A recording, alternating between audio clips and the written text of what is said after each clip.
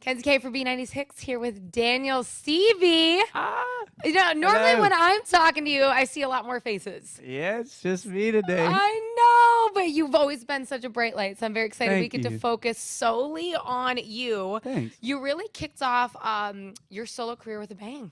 Thank you so I much. love the new song. Thank the you. tour introducing Daniel Seavey. That's a Yeah. perfect name. Thank you so much. You're so nice. Thank you. I love all Not the everyone thinks that. compliments. Tell that to my Appreciate it. fiance.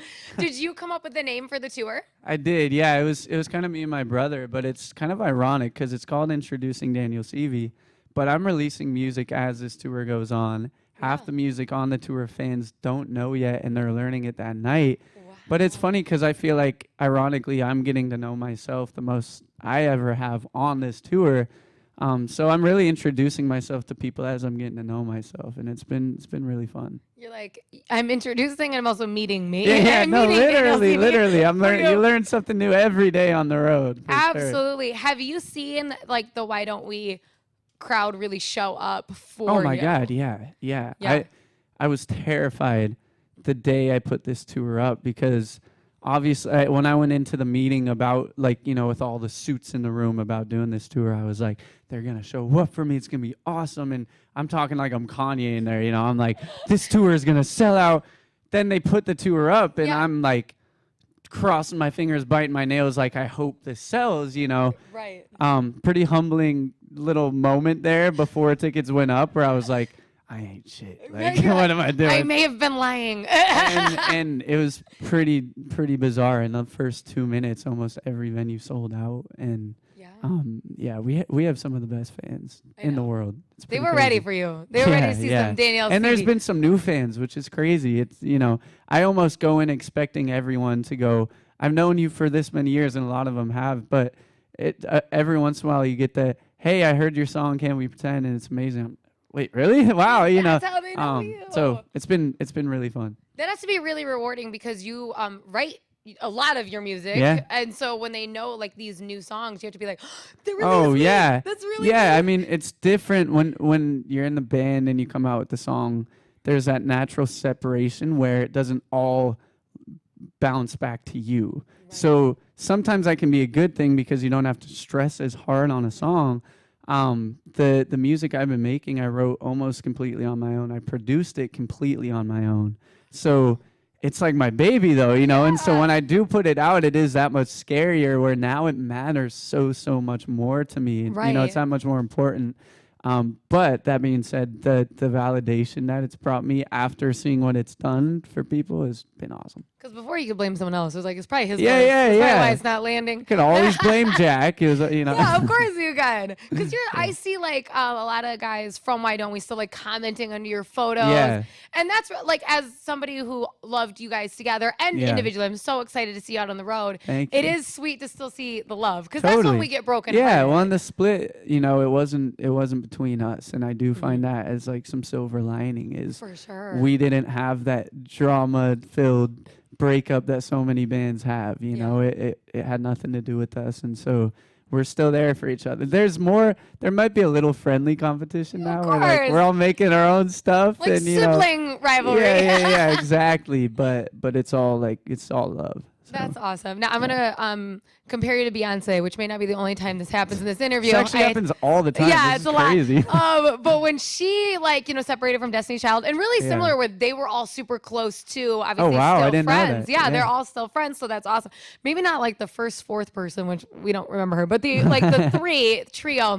She said Yeah. the hardest thing for her wasn't like the new music and all that, but the first time she went on stage because she was used to Oh my God. being surrounded. Did you feel that? You just Did that nailed happen it to you? on the head. Well, on top of that, I hadn't done a show because of COVID in God knows how long. I think we did like one show in New York at Bowery as a band.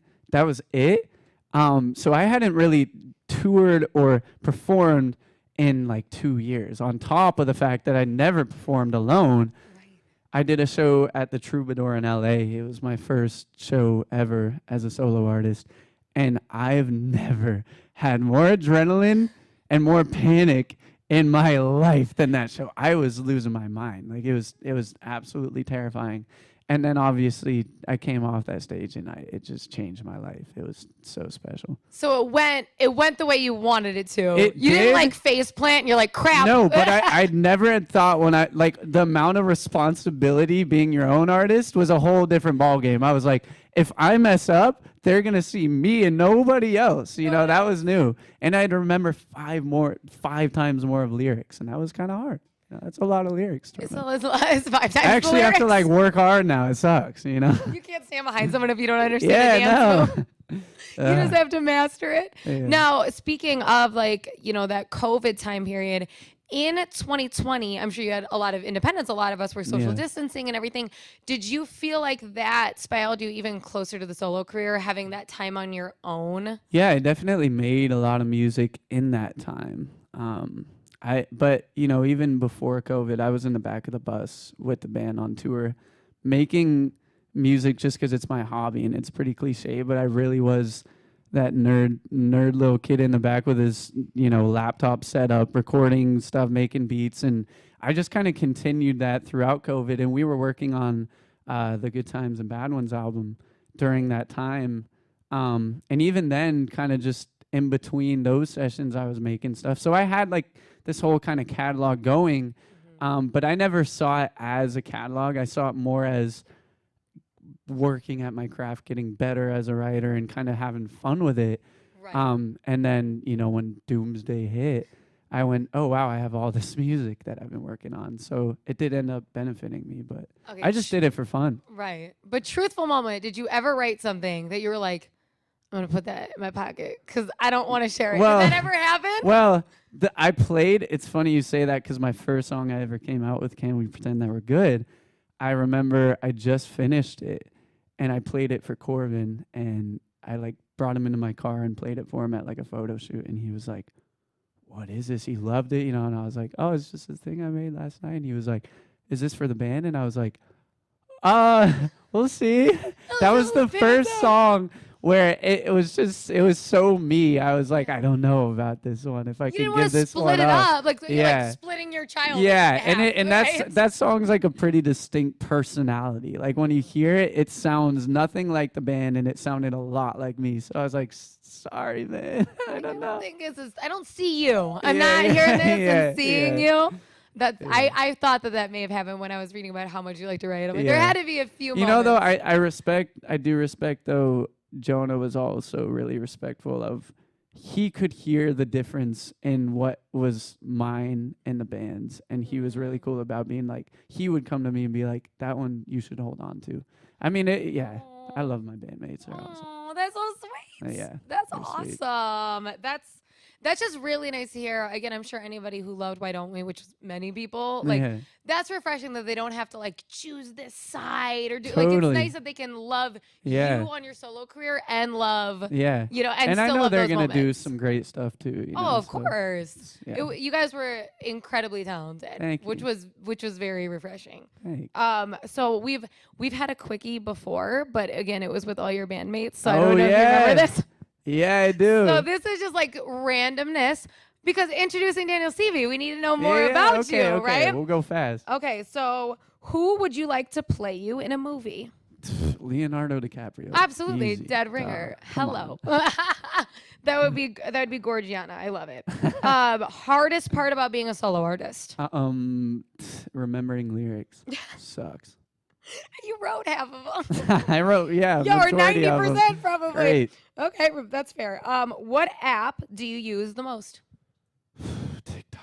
Crap. I'm gonna have to get rid of this question. Everyone's got problems. Sorry. That algorithm's no joke. I know. You get sucked in. Yeah. I think I rewatched an entire season of Sex in the City because it's just it's like in order. Yeah. I'm like, I'm just watching TV. I hate it, but I love it.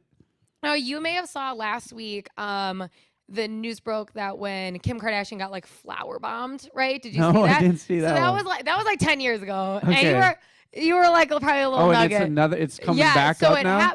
Because they said she set it up. So she planned like her own like flower got chucked on her to get in the news. Isn't that like the whole genius behind them though? Is like right. everything set up. Everything's in. I think that she probably released the fact that that she planned it. I think we fell for it twice. Oh, she set up the setup. I think That's we got crazy. we got struck twice. Woo! But anyways, Wow. does that surprise you as an artist, or have you been asked to like ever plan something? Oh, I get crazy? asked. I get asked to set stuff up all the time. Really? Definitely, yeah. Have you ever done And one? no, I will not. I will not do it. I just think it's. I don't know. Daniel, It's cheesy. don't lie. It's- Look at me it's in the tacky. eyes. I'm serious. It's tacky. It's tacky. So you will not. I write about my real life. That is. For This real? stuff is true. Oh, Yeah, if but I I'm not. see some But I'm not flower gonna chucked go on over you- the top to make a point of it. You know? No, you don't. You don't need it that bad. You just want your Uh, music to shine through. yeah. Okay, that's fair. I just wanted to check in. Now, I feel like this is the last one, so hopefully I didn't grill you too hard. I do feel like every artist has the if I could do this, it would mean I made it. What do you think your I made it moment is? Oh, I want to write a number one. Right. I want to write and produce a number one. Write and produce Yeah. a number one. I think that's very like realistic for you. I Thank see that you. happening. Thanks. Yeah. Well, thank you for being with You're us so today. nice. Thank you for having me. Oh my gosh, of course. And I can't wait to see you, continue to grow and Thank share you. more quickies with you. It's going to Heck be amazing. yeah. Thank you. Thanks for having me. Yeah.